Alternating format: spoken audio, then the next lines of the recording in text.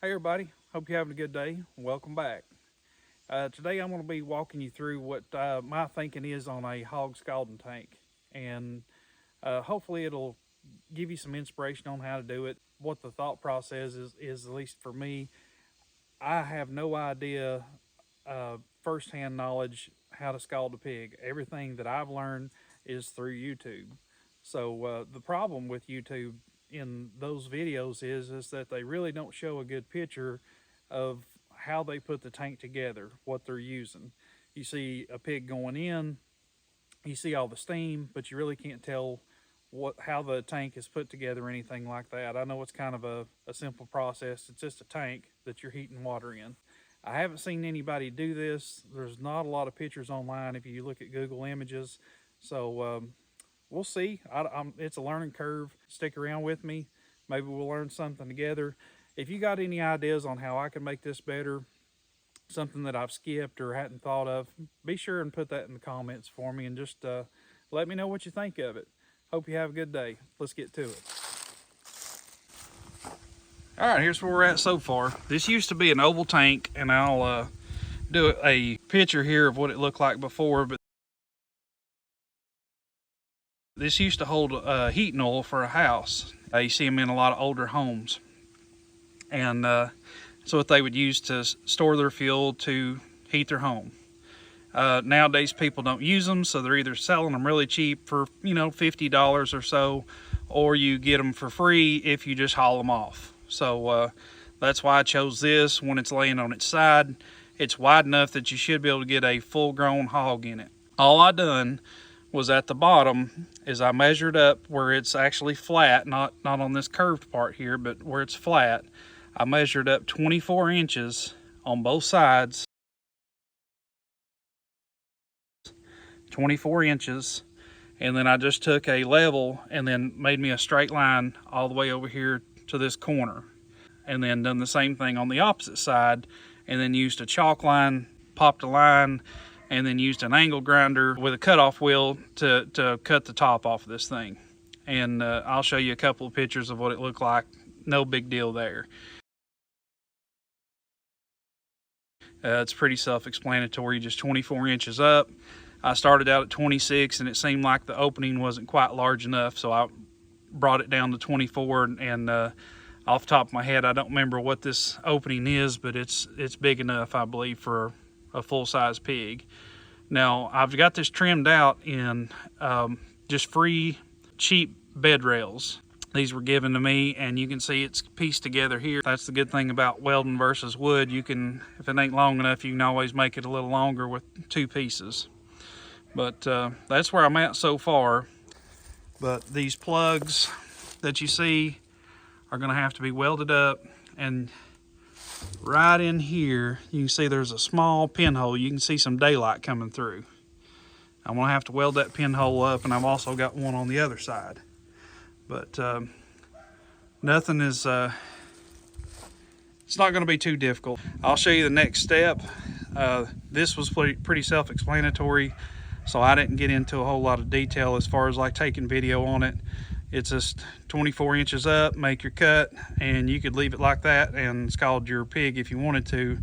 This next step is just something that I feel like needs to be done, but for the more experienced people, they may be able to comment and say, hey, you don't have to do that, but it's just what I'm gonna do. I'll be right back and I'll show you where we're at.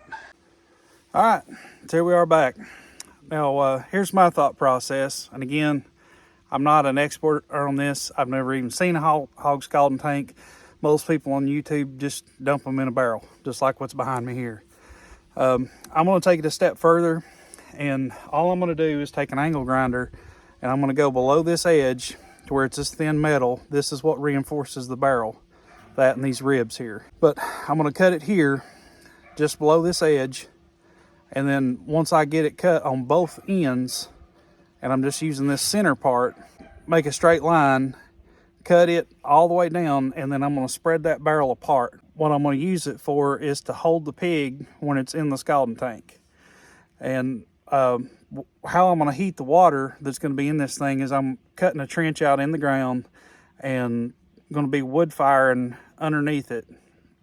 And my thought is, I don't want that pig directly on the bottom of the tank. Temperatures are going to be, as far as the water goes, around 148 to 150 degrees is when you heat the water up enough that the pores open and you can actually scrape the hair off the pig, and you just have a slick skin pig when you get done. So the water temperature may not be hot, but the very bottom of the tank is going to be, I don't know, somewhere in the 500-600 degrees. So I don't want that pig touching the bottom of the tank. I'm going to have a gap 4 to 6 inches somewhere in there between the bottom of the tank and the bottom of the barrel. And then once I spread it apart, weld it down the sides, and I lay the pig inside, I've got a gap between the tank and the barrel here, so it's going to be able to keep that pig from getting burnt. Basically, that's what we don't want any hair to get burnt, get singed.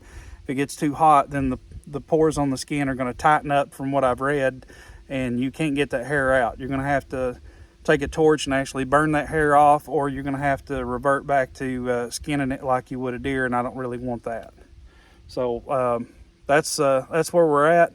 I'll do a quick time-lapse video of me cutting this up just to keep it from being so boring.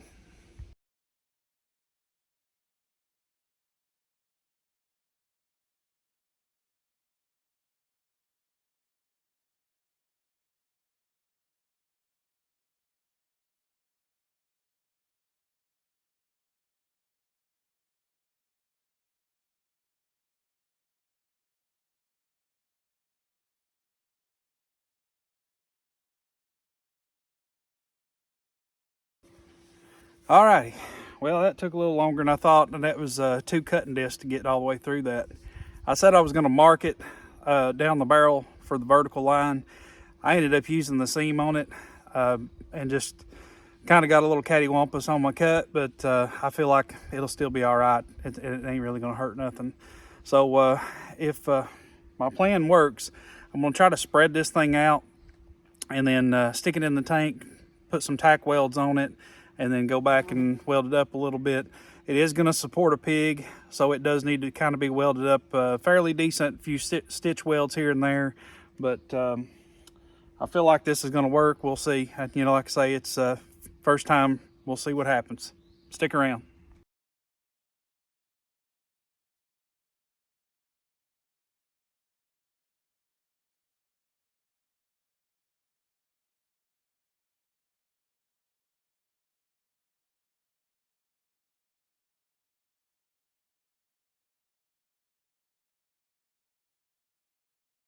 So here's where we're at. I ended up having to cut roughly 8 or 10 inch wide strip out of the original, I guess you'd call it the width of the barrel, but the length of the metal. In order for it to work, I had some of the metal buckling.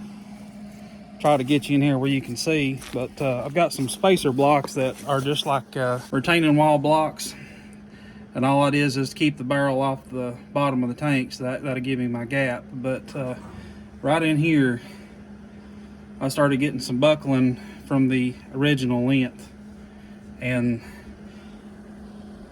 now all I got to do is just weld this up where it'll support a pig, and we'll see where we're at. Hopefully we're getting close.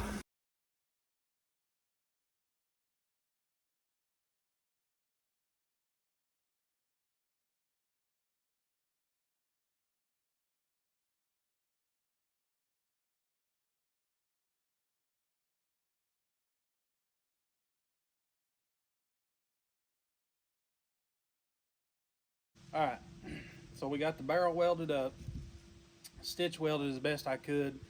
It was really thin, so I was blowing holes through it in some places. So it's a little tough to weld, a little on the thin side. Now what I'm up against is I'm coming and I'm welding this trim up because of the tank itself is sticking out further than the trim. I'm putting a bead all the way from one end to the other. Now I realize this is a hog scalding tank and it really doesn't have to be pretty, but I want to try to make it look as nice as I can. Hopefully this thing outlives me, and my kids and grandkids will take interest in this, and they'll end up using this thing, and it'll just keep getting passed on down the line.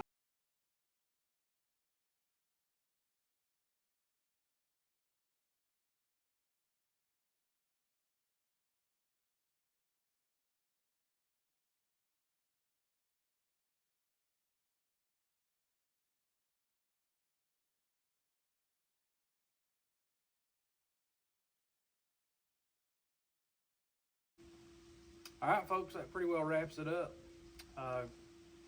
Got the little pinhole leaks welded up. Still not sure what I'm going to do on the factory plugs.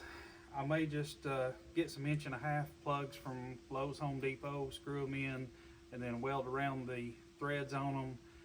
Not sure on that. I am going to put a drain in the bottom of this thing, so that way once it's full, this was roughly 275 gallons at full capacity. Since I did take some off, it may hold roughly 200 now, but once this is full, there's absolutely no way you're going to be able to tip it and drain the water out of it. So I am going to have to put a drain down on the bottom, maybe like a 3/4 or 1-inch fitting and a ball valve, something like that, to drain most of the water out and then tip out the rest. But this is pretty well a finished product, I guess you could say. I'm not sure how the barrel system is going to work. It's the best I could think of. We're going to be using basically like a tire chain. Put the tire chain on the barrel, lay the pig down in the water to scald it with, and then we're going to use the tire chain to basically slosh the water and the pig around, and that will, having the barrel down, will make a slick surface for the tire chain to not get hung up on anything. Originally I was just going to use like a chain basket, and then I got thinking, it's going to get hung up, so this would probably work better. Time will tell.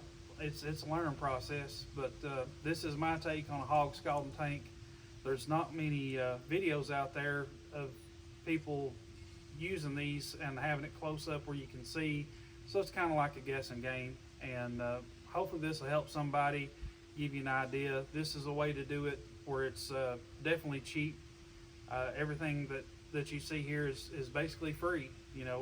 I've got some money in the welding wire, but all the material wise, it's sourced and it's free. So hopefully this gives you some inspiration, some ideas. Thank you for watching this. Sorry it was so long, but it was a lot to explain on why I done what I done, but hopefully you can get a little something out of it. So anyway, thank you, and I love you, God loves you, and there's nothing you can do about it. Till next time.